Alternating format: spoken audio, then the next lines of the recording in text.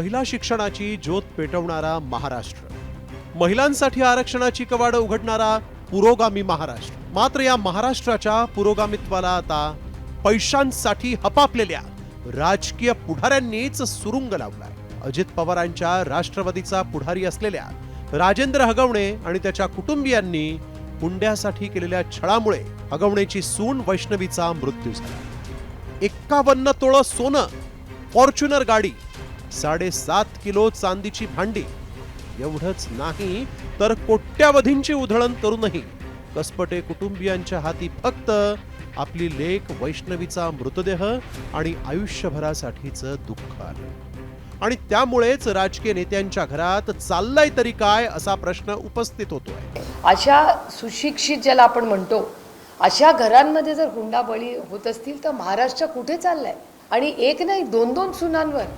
राजकीय नेते म्हणजे राज्याला दिशा देणारं नेतृत्व मानलं जातं। मात्र बेटी बचाव बेटी पढावचा नारा देणाऱ्या पक्षाचेच माजी खासदार रामदास तडस यांच्या सुनेनं छळाचे गंभीर आरोप केले। प्रत्येक वेळी माझ्यावर घणाघाती आरोप लावले गेले। इव्हन जेव्हा मी त्यांच्या घरी गेली तेव्हा लोखंडी रॉडनी मला मारण्यात आलं। त्या लोखंडी रॉडनी मारण्याचे पुरावे पण मी तुम्हाला सगळ्यांना देणार। महाराष्ट्रातील राजकीय पुढाऱ्यांकडून महिलांची होणारी कौटुंबिक छळाची मालिका ही काही इथंच थांबत नाही, तर या छळात महिला नेत्याही आढळून आल्या आहेत। जेव्हा मी गरोदर राहिले तेव्हा मुलगा हवा, त्याच्यामुळे माझा छळ चालू झाला।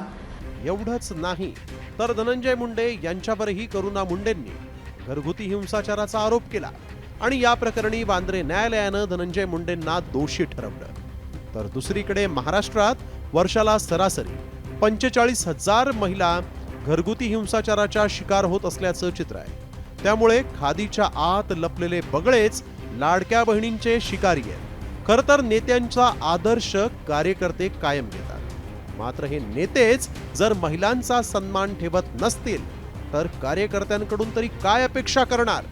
त्यामुळेच आता राजकीय नेत्यांनी स्वतःच्याच मनात खोलवर डोकावण्याची आणि अंतर्मुख होऊन विचार करण्याची नितांत गरज आहे।